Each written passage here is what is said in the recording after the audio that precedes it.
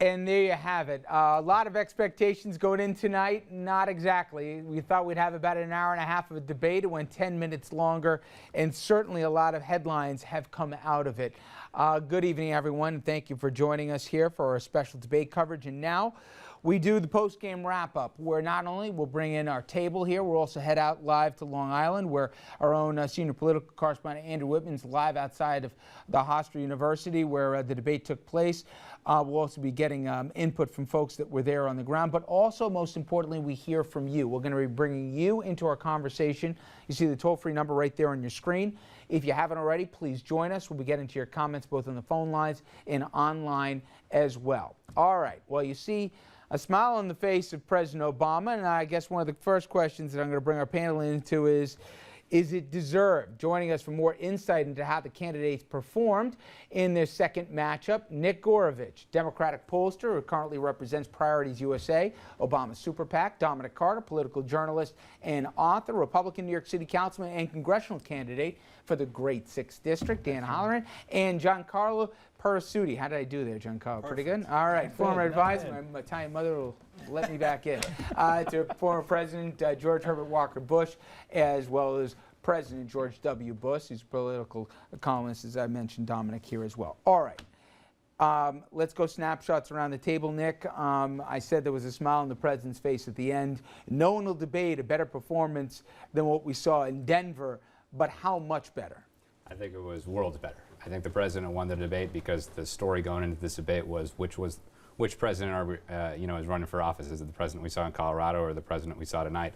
Obviously, people are going to come away with what he said tonight. I thought he was confident, he was presidential, he was aggressive but tactful in his aggressiveness. I thought he brought up a whole host of topics that he needed to bring up, from the 47%, which is how he finished, to Bain, to laying out his plan for the next 4 years. So I thought he did very well.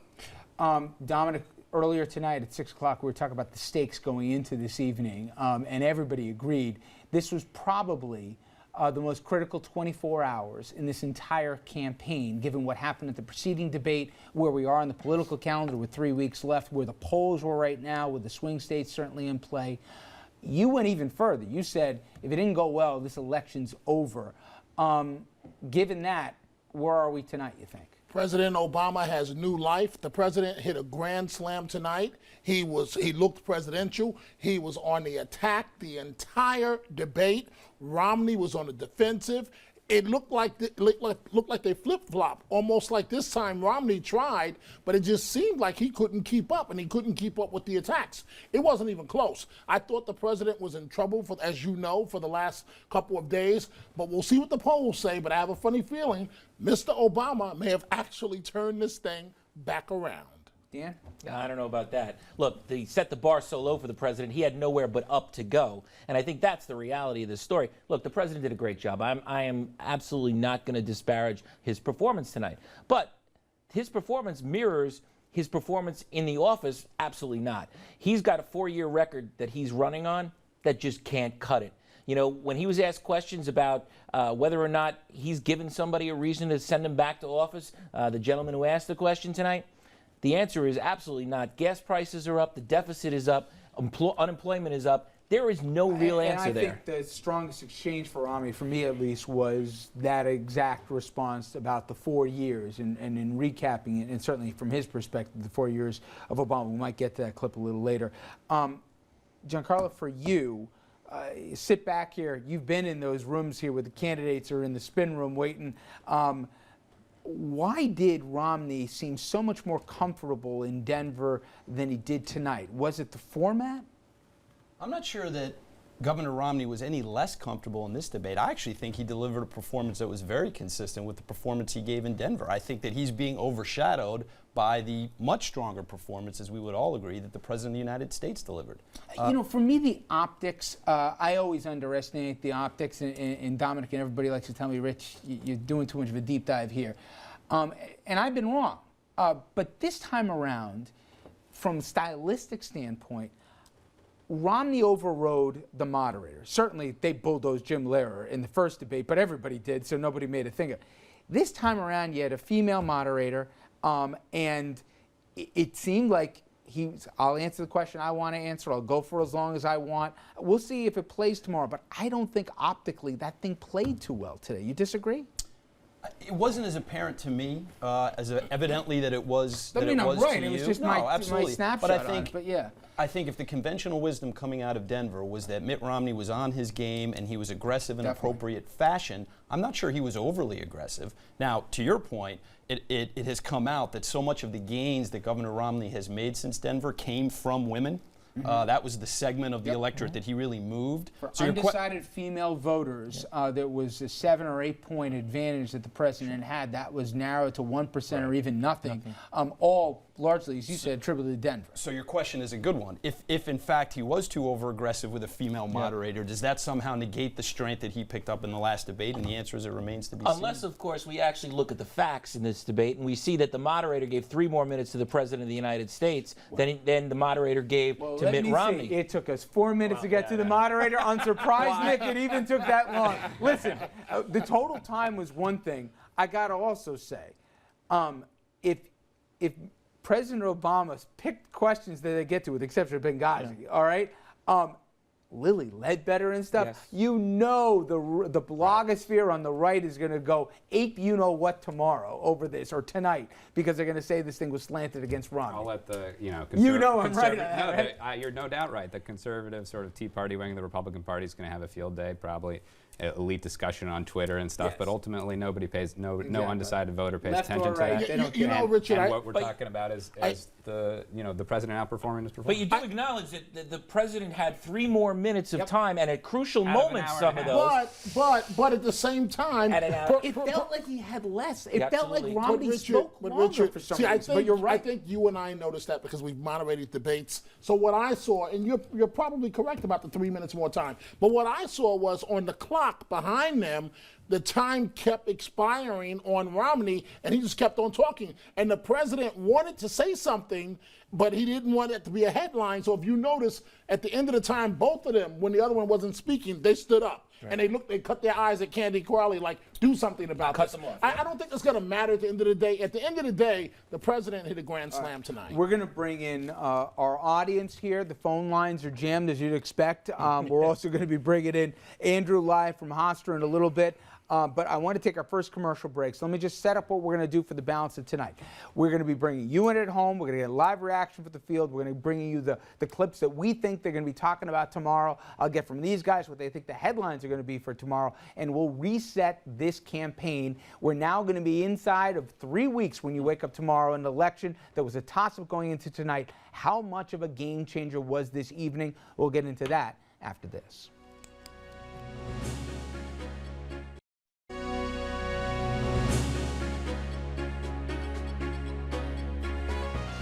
All right, everybody, welcome back here. A huge night on the political calendar. Arguably, I almost think regardless of what happens at the final presidential debate, this will be the one that will probably have the most impact, depending on how this will play out tomorrow. Either Obama, you could say, after Biden stopped the bleeding at the last debate, either got his mojo back here today, or Romney convinced those undecideds to stay with him after the first debate that we saw in Denver. All right. I'm going to start bringing in some of our own focus group, which is you folks at home. Your reactions, and our panel will jump in accordingly. Let's start off in Maryland. We got Danny on the line. Danny, who do you think won tonight's debate? Yes, tonight I think that President Obama won the debate. Why so? Well, one thing, as an average American, I can tell you that I don't necessarily understand or know all about the numbers that were thrown out about the economy, the jobs, the blurb, a little bit about education and different things like that. So what I looked for is who do I connect with? You know, who do I listen? Who can I see that can clearly and confidently establish a connection with me and really just answer some basic questions that I can, in a way that I can understand. So for me, President Obama did that. I think that he was very diplomatic and very cordial in how he responded to some of the things that the opponent Romney had said after time and time again of being interrupted. So I just looked at him and how he carried himself, and he carried himself as the POTUS. Thank you, Dan. And that question of relatability, guys, that was always one of the challenges. It didn't really come up as much in the first debate, I think, but the idea of certainly the 47%, Giancarlo, didn't help Mitt Romney when the video came out. But somehow he seemed to get by that, even though it was a late in the game, certainly element to the campaign. But tonight, the format was regular, undecided, largely middle-class voter was going to look at the candidate separated by only a few feet and say, feel my pain. I don't know how much Danny speaks for everybody, but that was always going to be a challenge for Mitt Romney, wasn't it? Correct. And so much of these debates are about expectations. We all concede that. And when Mitt Romney exceeded expectations in the relatability category, as he did in Denver, I think the media and probably conventional wisdom overcompensated and gave him perhaps more credit than he deserved. And I think the same dynamic was at play tonight. The president was down. I might disagree with Dominic. I don't think he was out. I don't think he was close to being out. But he came back and, he woke up, he showed up, and he delivered. And just by doing that, he won major points. Let's see if Ruth in Queens agrees. Ruth, you're on the line. Go ahead. Hi.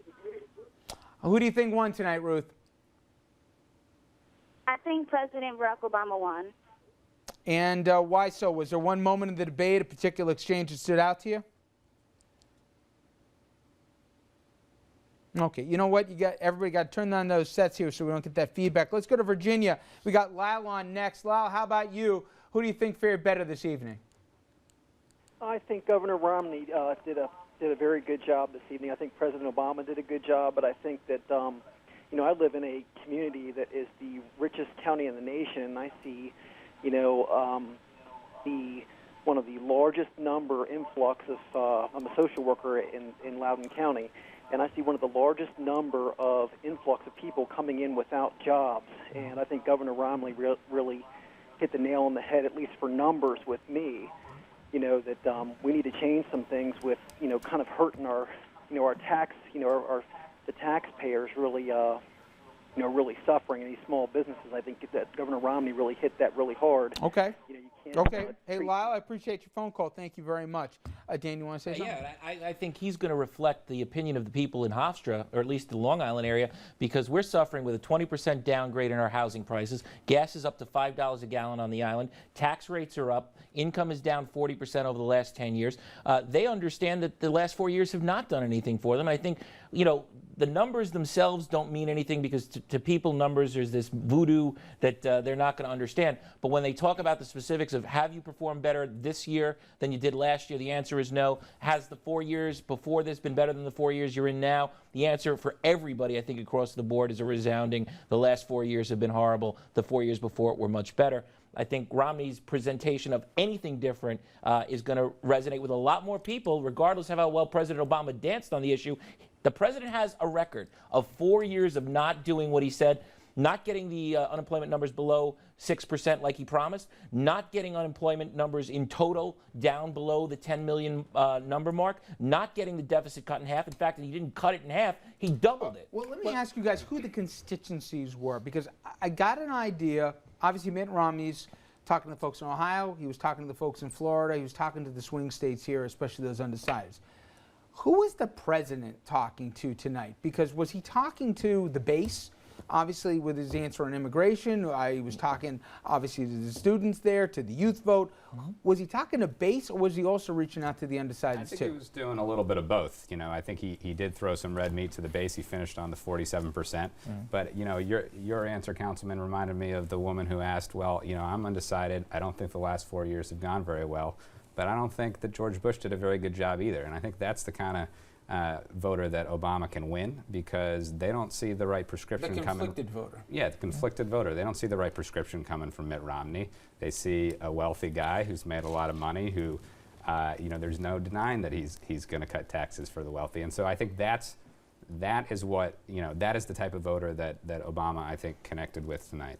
Frankly, the only reason why this race is close, if we're going to be honest about it, is because of what the councilman just said and because of what the caller said. People are out of work. They point to the bad times of the last 4 years, and that's why Romney has been able to come in, say absolutely nothing, no specifics, and still run neck and neck with an incumbent president that we know it's very hard to defeat. That's the only thing that's keeping him in this race at this point. Rich, I have to disagree with my new BFF, Dominic. BFF. The only reason that You're this in trouble, the by the way. only Yeah. reason the only reason that this race isn't a blowout in favor of the Republican, in this instance Mitt Romney, is because of the likability gap that exists. Mitt Romney did a phenomenal job of overcoming that in Denver. I think, again, he delivered a consistent performance tonight, but it's going to be measured against a performance on the president's behalf that was far better than it was in Denver. I was saying, just on the likability thing, though, I think it's not just likability; it's his background. They look at Mitt Romney, But they that's see a one guy. and the same. I mean, I know, can't separate. but that's the issue. We have this is an election on the economy, and the Republicans have nominated somebody who has no similarity to the background of anybody in that room. Well, and so enough. that's a problem. That's a real problem, but here's another problem. This president walked into the White House having absolutely no experience in life or government.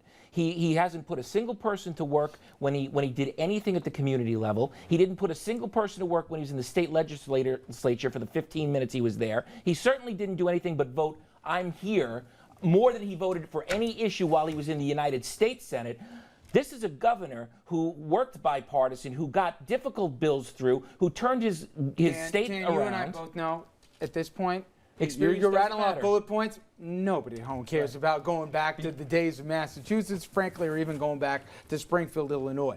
What they're talking about and how we learn is we're like moths to a flame here, and we go to the latest stimuli. And tonight we got the stimuli from the stage in Long Island. Listen, one thing, guys, in the control room, if you could, we're going to keep this going here on all platforms, including on the RNN side through 11:30. Okay, I know I switched things up a little bit with you. So what we're going to do is we're going to take a quick commercial break. When we come back, we're going to continue our coverage on all platforms, and we're going to be bringing in Andrew, who's going to be joining us live from Long Island as well. And all those folks on those jam phone lines, I promise, just like the people getting the questions in Long Island, I'm going to try to get to your comments. Real straightforward. Who do you think did better tonight? Stay with us.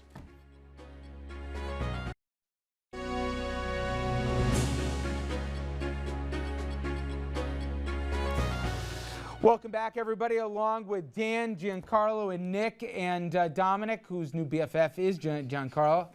We are Things we need covering, to know. obviously, things we need to know. The debate tonight, and in many ways, certainly I think it maintained the odds of Obama, and I think increased them. From snap polls coming out tonight, and the numbers aren't worth the damn here because they're so unscientific, the president seemed by all counts to do better on points. Nobody scored it a knockout. That said, one moment that we all assumed would be a question from the audience, what I assumed would give the most problem to the president, were the recent attacks and the tragedy that happened in Benghazi. We know, as everybody does, the September 11th attacks that killed 4 Americans, including the U.S. ambassador to Libya. From what we heard originally to what we heard later, 2 very different stories and major questions, even allegations by some on the Hill that there was a cover-up, albeit unsubstantiated. Still, the question came up in the debate. Here's a little bit of the exchange that we saw, this earlier tonight in Long Island. On the day following the assassination of a United States ambassador, the first time that's happened since 1979, when we have 4 Americans killed there, when apparently we didn't know what happened, that the president, the day after that happened, flies to Las Vegas for a political fundraiser, then the next day to Colorado for another event, another political event. I think these actions taken by a president and a leader have symbolic significance, and perhaps even material significance, in that you'd hope that during that time we could call in the people who were actually eyewitnesses. We've read their accounts now about what happened. It was very clear this was not a demonstration. This was an attack. The day after the attack, Governor, I stood in the Rose Garden and I told the American people and the world that we were going to find out exactly what happened, that this was an act of terror, and I also said that we're going to hunt down those who committed this crime.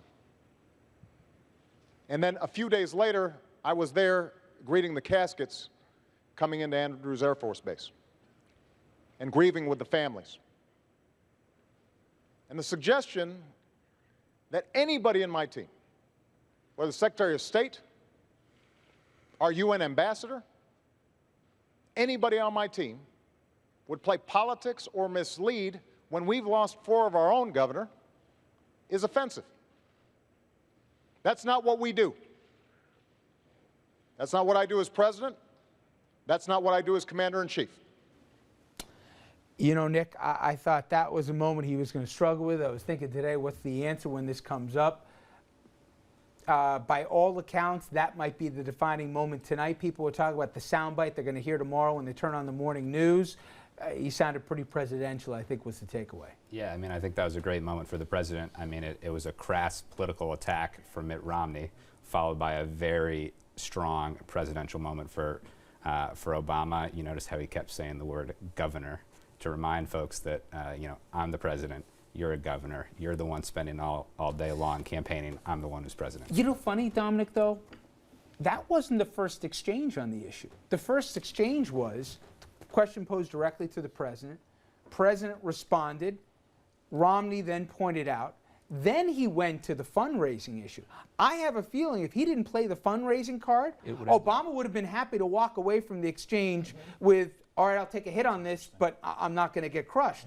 Once Romney played, hey, you're trying to make a few bucks in Vegas and trying to make a few bucks in a fundraiser in, I forget where he said, Colorado, then Obama forgot about the training. He was really, you could see how Peyote was sitting in the chair. And he turned, looked away from him, looked directly at him. And for the first time, you know, he seemed more than engaged. He was engaged tonight, but he felt legitimately like he was speaking to one guy in the room. And Romney did a much better job of that in Denver. But tonight, that one-on-one moment, the only one that I really saw tonight was that. Believe me, the president knew he was speaking to about 60 million people. And Mr. Romney fell right into the trap. This should have been his moment to hammer the president. But he gave him an out. Mr. Romney gave the president an out. And this is what I mean by the president hit a grand slam. And then when Mr. Romney had his dates wrong and Candy Crowley corrected him, you better believe what's happening right now in the spin room. The Obama folks are saying the governor can't I just saw David Plouffe. They almost had to wipe that smirk off his face. I mean, the governor can't get his information right. And this was a gimme. I mean, the president came out saying, we don't think this is a coordinated attack from day 1 until day 10. And then the tone shifted into day 14 where they admitted that, in fact, it was a coordinated al-Qaeda attack. But clearly the governor misstep there cost him what could have been a sterling moment, and I think would have tempered this debate, and people would have had to walk away going, you know what, it is a draw. President drew blood, but so did Mitt, and we walk away a wash. You never ask that next question. That's a trial tactic. You never ask the next question unless you're absolutely sure about the answer you're going to get. He got the wrong answer. He kind of blew it there, didn't he? He blew it big time. I mean, the foreign affairs, especially a tragedy with regard to international affairs, plays to a president's strength by virtue of the fact that he's the president. That's a given. This should have been Mitt Romney's issue, as everyone here has said, and he didn't take advantage of it. He looked like the Obama in Denver on this issue. Not to jump ahead to Lynn University, where the final debate will be on foreign policy, but the president didn't just do himself favors today. He laid out the groundwork. Hillary Clinton, you know, fell on the sword here today. They're going to hopefully get, from the administration standpoint, some kind of narrative going before the next debate. And with this as a backdrop on it, you got to think it's going to be more carefully tread territory. You can also expect a tighter answer from Governor Romney I think into that debate right here. because. But we do have a good, you know, I think we now have a good foundation for a comparative. You know, the Obama line has been Romney was political from day 1. He's still being political now. And, you know, on these kinds of tragedies, it's a tough place to be seen overtly Let political. me bring in our own Andrew Whitman, who's been in Hofstra all day long. And Andrew, the takeaway here was it was a good night for the president. Won on points, if not going away by a decent margin. How about inside the arena and inside the spin room? Well, from what I was able to see and the reaction of people, it was definitely interesting with the level of confrontation between the two candidates. You definitely got a heightened sense of anticipation, and people were far more riveted to the conversation than I'd seen at various points. Things got off the rails a little bit as I switched out of the spin area to a reception area just to see how other invested individuals were gathering it. Some of the debates on immigration were especially interesting, and people seemed to take note of that. But there was also a bit of a buzz, and this caught me a little bit off guard. I'm surprised it hasn't been brought up yet. Mitt Romney got a direct question tonight on how are you different than George W. Bush? And if you listen to the answer, it was pretty much the same attacks that he's had on President Obama. And this is President Bush, who was, as low a polled president as we've ever seen leaving office. And if you go back and you check the transcript, he really didn't say anything different than what he said comparing himself to President Obama, much less President Bush. I thought there was a real opportunity for Mitt Romney to distinguish himself, and even in the eyes of the questioner who said, I'm a little concerned about voting for you, that we'll return to those policies, I don't think he gave her a reason that, to explain that he wouldn't go back to those policies, Rich. As an alum of the George W. Bush administration, I'll tell you, I actually think that was one of Governor Romney's strongest answers, because he did two things. To the reporter's point, he was able to compare and contrast what he would do with the last 4 years under President Obama, and he almost tied President Obama's actions to some of the actions that occurred in the Bush administration. So I actually think that Governor Romney won on all points on that response. If he attacked President Bush, the right may say bye-bye and not turn out on election night. So he walked a fine line that was exactly on point on that question. There was one other point in that exchange, and we were joking about this in the green room. President Obama actually complimented George Bush when he had the opportunity to give that response. It was a flip we didn't expect to see coming. Let me get a couple of callers who've been waiting so patiently for us. Isaac in the Bronx, thank you for holding. Isaac, you're on the line. Hey, how you doing? Good, thank you. Who do you think did better tonight? Well, I think that President Obama showed up. I'm happy he showed up, personally, and I think that Mitt Romney did okay, but I think all in all, President Obama won. But I would just like to tell you one thing that sealed this the whole thing for me. The whole thing was in the discussion of the assassination that just happened. If you looked in our president's face, he just showed you right then and there, if you never knew, that he really cares about his country. So if anybody else is not determined yet or understand our president, you need to rewind this show and pay attention to this again. And thank you, y'all, for letting me talk. No, thank you for the call. And I got to tell you, I think he hit it.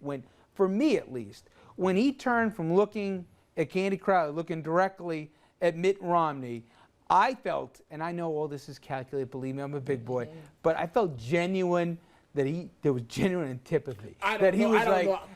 Richard, I don't know about that. You've been around this way. Yeah, I've been around this way. Like yeah, that. I wouldn't go that far. But he took the issue that the president, that should have been his liability, and turned it into a plus. You hear every president talk, Republican, Democrat, it doesn't matter. The one thing that they take more seriously than anyone else is when one of their own guys dies when representing them. And then they have to write the letter, they have to pick up the phone, they have to call the families or meet the caskets or whatever else. That's true. So I think that struck a legitimate nerve. We'll never know, or there'll be a book later, we'll find out. But because he had a chance to go somewhere else with it, he doubled down on his answer, and I felt that there was some heat. Listen, the last caller said it. I think you're going to hear that tomorrow, whatever it's worth. Yeah, no, I just thought that he was very, very confident, and I think that caller got it exactly right. I mean, you looked in his eyes, and you saw this guy is the president. He cares about his country. Obviously. And he wants the job because after the first night, I wasn't sure he wasn't. He really wanted the job. Look, he did a great job of answering it for two reasons. The first reason is because it was a weakness, and when you can take a weakness and turn it into a strength, that's something phenomenal. But the second thing is he is the commander-in-chief, and regardless of whether I like him as a president, the buck did stop with him, and finally we saw him take ownership of it. Yeah. And that's something I don't think we've seen him do in the last few weeks. But finally, he stepped up to the plate and took ownership of that issue. That's presidential. That's something we haven't seen from Barack Obama. And Americans like that. Yeah. They like that when somebody, for good or for bad, owns the thing. What about the subject of immigration? Who did themselves more favors? Because as we know, states like Arizona are in play, states like New Mexico are in play, states like Colorado are in play, obviously with big immigration illegal immigration populations, as well as border issues certainly being significant. Who did better on those exchanges tonight? We heard things like DREAM Act, we heard things like, basically forced deportation. What do you think, guys? I got to tell you, most of this debate, frankly, far more than a presidential debate in recent memory that I can recall, this really was a choice debate. In almost every answer, there was a clear choice amongst the two men that were standing there who believes in what. On this issue, I'm not sure that there was. I thought it was, I listened, I paid attention, I think it was muddled. I don't think America's going to come away with a sense of where each candidate But here's the firmly important stands on this issue. issue. Latinos will. Yes. And they heard Mr. Obama say he does not support the DREAM Act. That's enough. That's the most important issue to them in tonight's debate. But here's the problem with that approach, though. The DREAM Act is giving a benefit to non-citizens whose family, admittedly, family came here illegally, a benefit we don't give to our own citizens. And somewhere around the bend, we have to reconcile those two things. You cannot continue to promote the DREAM Act while you allow the system to be broken. Fix the system, and then we can fix I think we're talking the second about portion. the political implications of this coming up, and the political implications are that Barack Obama's winning 67, two-thirds of the Latino vote. He wins the immigration discussion because it came up. As Dominic said, the people who care about this is the Latino vote. It's going to help them in places like Colorado, Nevada, where it could make a difference. It's going to help. Please, No, I was just going to say, it's going to help them, but as we all know, it doesn't poll overwhelmingly in the Latino community. This is not the #1 issue that Latinos care about. It's like the number 3 or 4 does issue. it rally the base to vote? Right. And the turnout? And I guess that's the other question. And that's why I think that unless the president scores a knockout blow on the issue, it gets jumbled in with everything else. And I didn't think he did that on this question. Let me go to Staten Island. We have Melisandre. Hopefully I'm saying the name right. If not, I apologize. Who do you think did better tonight? No, you got it, Rich. Thank Good you. job. I still don't know. I am completely as undecided as I was before I turned the TV on. My question is, and maybe some of you guys who are smarter than I am at that table can answer this for me, or at least point me in the right direction, is that we're all talking about the economy and growing the economy, and that's a huge jumping off point for these two candidates. But when we do get the economy rolling and small business starts growing, how are we going to make the transition from workers who are doing the job of 2 and 3 people at small businesses and getting these small businesses to hire larger workforces instead of making one person do the job of 2 people? I didn't hear anybody talking about that. Well, thank you for the phone call. And I guess what it all stems down to is when there's more money in the economy and there's more disposable income and people don't have to use every last dime to pay the mortgage, the tuition, whatever else, then there'll be more money and will be more production, more jobs, and hopefully better wages. And it feeds itself. I think the caller's question also speaks to a new American economy that we're going to enter into that doesn't look like the economy that occurred before the recession, right? Housing values, once they do recover, are never going to be at the margin that they were prior. And her question speaks to productivity as well. Well, I thought there was a concerted effort. I was surprised by how much time the president spent on tonight of talking about, on energy primarily, but the new economies, from the wind and the solar, but also the idea of high-tech jobs, et cetera. I was a little surprised, to be honest, Dom, that he spent as much time forecasting 5-10 years when he'd be out of office anyway, for when these things would start to bear fruit. Obviously, it was a tactical move that he's trying to say, I'm not just here for the here and now, I'm here for the longer term for America. Well, one, the last caller, I think she should have been on that panel tonight asking that question of the candidates. But I think to answer your question, Richard, what the president is doing, it plays into a narrative of, yes, things have not been good over the last 4 years, but they're getting better. That's the key to victory for him, and that's why I think he's talking about jobs that will occur after he's out of office. I mean, his slogan is forward, not back, right? So he's got to talk about the future, even if it's beyond, when beyond he's his in reach. office. Yeah. You know, I just heard in my IFB the headline tomorrow for the HuffPo, and granted, they've got a dog in the fight, I grant you, but still, Barack is back. And they were one of the most vocal attackers after that debacle in Denver. I even made that stuff phonetic. You don't have to give names, okay? But you must have heard after Denver a lot of the folks that gave money, that got behind priorities saying, what are we doing here? We're spending good money after bad if this guy's not even going to show up fully engaged. How much dissension was there that tonight not only helped him get back on track, but if tonight went bad, they'd say, I'd rather put my money into congressional, into House or Senate races. I'm not throwing good money after bad if this guy doesn't want it. Well, I think there was, there were some discouraged people in the Democratic Party after the last debate. I don't think we ever got remotely close to the people, where they were jumping ship. I mean, this is the most important race in the country. These people care a lot about getting the president reelected. So, I don't think that was ever really in doubt. But there's no doubt that folks were discouraged after the last debate, and I think people are going to be encouraged after this one, and it's going to be a crazy race to the finish. But Richard, here's why tonight was so important for the president. Perhaps they were not considering jumping ship, but people in Ohio and key battleground states like that were seriously taking a look at Romney as their potential president. I have a funny feeling after tonight they're going to think again and look at President Obama and say, well, you know what, maybe we should give him another 4 more years.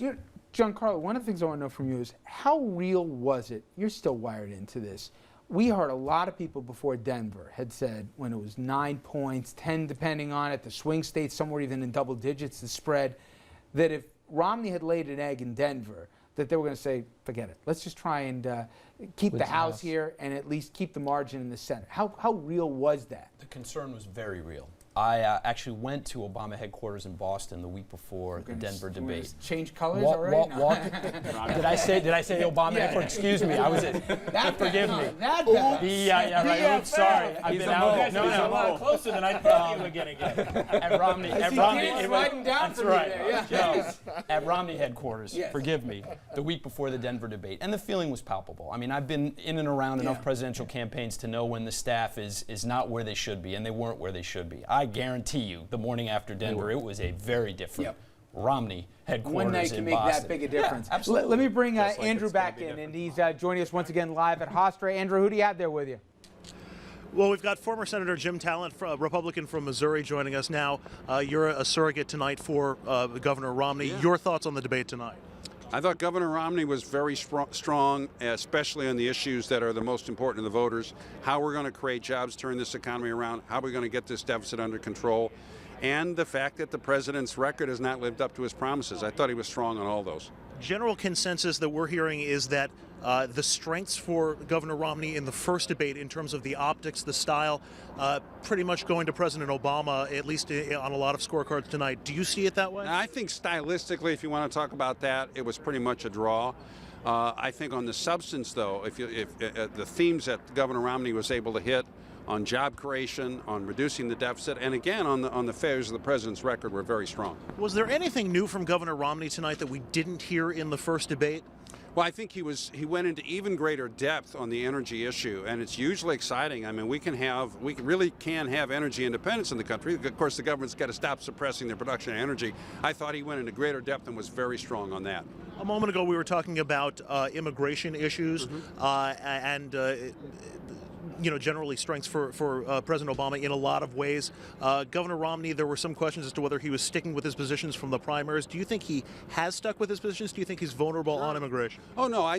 Look, he says he wants a solution where we have robust legal immigration, we have strong employer verification, we help people who are in the country undocumented, but we do it in a way that does not recreate a magnet for others to come in, and we have border security to protect people from criminals and the rest of it. I mean, that's basically his agenda. Now, he was strong in saying that the president promised to propose comprehensive immigration reform and just didn't do it. I mean, I don't think the president had a good answer to that. And some key swing states, particularly out west, Colorado, Nevada, dependent in large part on the Latino vote. Do you think Latino voters in those states are going to be satisfied with the governor's answer? Well, yeah, I mean, it was a strong answer. That's up to them to decide. I do think, if we don't have jobs, if we don't have economic growth, immigration's not even going to be an issue because nobody's going to want to come here. So, there's overriding issues where I think Governor Romney was very strong tonight, and the president has a difficult record to defend. All right, former Senator Jim Talent of Missouri Republican, thanks so much for the time. Rich, let's send it back to you in the studio. You got it, Andrew. Thank you. Have you ever heard in a spin room a surrogate saying, yeah, my guy got smoked tonight? I've never heard that, no matter what happened. The opportunity was there in Denver, and if it didn't occur there, it ain't going to happen. Denver, absolutely. Although I thought, not that he's a surrogate, but a few talking heads almost exploded that night. I think you know who I'm talking about. All right. Let's bring in some of the callers, and I feel bad you guys have been waiting so long, but Shauna in New York. Shauna, You think no blood, no foul tonight? You thought today was pretty much a tie? Listen, in my opinion, I think that neither of them particularly won. They both came in arguing. This is not about convincing each other that one of them is right and the other one is wrong. This is about talking to the American people and telling them what they want to do with this country. I'm an immigrant, and I'm very thankful to America. This is a fantastic country, and we need to be a team here. This is not, I'm better than you or you're less than I am. Also, I think that the moderator was terrible. I thought that she just didn't do a good job in managing both candidates. However, I think that the moderator in the vice presidential debate was fantastic. All right. And I hope that, we can see her. A vote for Martha Raddatz. And Dominic, no to you and I, we never can win. It's like a ref. No matter what we do. A moderator can never win. I said there was a bad job of moderation from the get-go. No, she did a good job. She did a good job. Imagine this to the caller who raised a good point. You are trying to control the president of the United States and the man that would be president. You're in a no-win situation the moment the mics go on. Okay. All right, we heard from the Republican perspective. Let's go back to Andrew. He's got the Democratic one. Congressman Deborah Wasserman-Schultz. Do I have it right, Andrew? Not just a Florida Congresswoman, also the chairwoman of the Democratic National Committee. Your thoughts on the debate tonight? Well, I thought President Obama clearly and decisively won this debate tonight. I think that he had an opportunity to really show the American people that he is empathetic when it comes to the issues that are important to them, fighting for the middle class and working families, continuing to make investments in education, focusing on the issues economically that are important to women and also to women's health, and really drawing a clear contrast when it comes to immigration policy and showing how extreme and uncommitted to the details Mitt Romney is. Of course, the number one issue in this election, jobs and the economy, and whether you fact check or don't think the numbers add up on the Romney side, he did keep bringing the debate back to that point and saying, I have the plan, I've done this before. Do you think President Obama was effective enough in countering that argument tonight? Oh, I do. I mean, I think, President Obama called Mitt Romney out on his sketchy deal, a 5-point plan that is really a 1-point plan that simply increases taxes on the middle class to pay for more tax breaks for the wealthiest, most fortunate Americans. I mean, Mitt Romney, even in response to a questioner who asked him point blank which deductions would he eliminate, not only did he not say that he would eliminate any of them, he added more. So he made, I think, the math even worse than it already was, and really continues to refuse to give us any detail on how he would actually put in place a $5 trillion tax cut plan skewed towards the wealthy that would avoid increasing taxes on the middle class. There's not any objective analysis that's looked at his plan and says that can be done. And how do you console voters who, and we've had callers tonight who have said, you know what, the economy is just not very good, and a change may be in order. How do you respond to those people, to those concerns who, at this point, might not be Barack Obama voters? Well, look, let's remember that President Obama inherited the largest set of problems at once of any president since FDR. I mean, the economy had just lost, when he took office, 3.5 million jobs, and we were hemorrhaging 800,000 jobs a month when he took office. Thanks to decisions that President Obama made that were hard but right, investing $787 billion in the Recovery Act that makes sure that we could hold on to teachers' jobs and first responders, rescuing the American automobile industry, we've moved our economy forward. We've got a ways to go, but we're moving forward. Congresswoman and Chairwoman Wasserman-Schultz, thank you very much. Thank you. All right, Rich, let's send it back to you in the studio. All right, Andrew, two very different perspectives from Senator Talon and Congresswoman Schultz. We got, shocker. We got about a minute here. Headlines tomorrow. What do they say? I think it's the real Obama stands up. Obama gets back his mojo. Very good. You stole my line. Go ahead. Obama's in it again. Obama shows up, wakes up, and delivers. Oh, my gosh. A little bit of consensus I here. like that. And you know what? I'm going to let the last phone caller, Davida from Maryland, has been holding forever. Davida, give me your headline tomorrow. Who do you think did better tonight? What is the paper's going to say? I wasn't prepared for that. I guess Obama showed up and showed out. All right, as good as these guys. All right, thank you, Davida, very much here. Guys, thank you. I thought an interesting debate, and if nothing else for us, we got more stuff to just BS about for the next 3 weeks because it's anybody's ball game. Exactly, yes. A love fest between the table here. All right. BFFs. It's got to start somewhere. Yes. This is true bipartisanship. Dominic, Dan, Giancarlo. Dan, good luck to you. All right. Guys, we're going to keep our coverage going. And for you Fios viewers, you got news coming up next. We'll have complete coverage all day long tomorrow. Thank you so much for joining us. And wherever you are, vote on Election Day. Absolutely.